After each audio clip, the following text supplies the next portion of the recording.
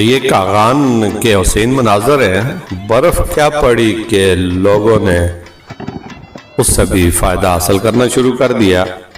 جنگل سے جلانے کے لیے لکڑیاں کاٹ کر اس برف پر راستہ بنایا ہوا ہے، اور یہ جس انداز سے ان کو روان روا رکھا ہے، یہ سیدھی ان کے اپنے اپنے گھروں تک پہنچیں گی۔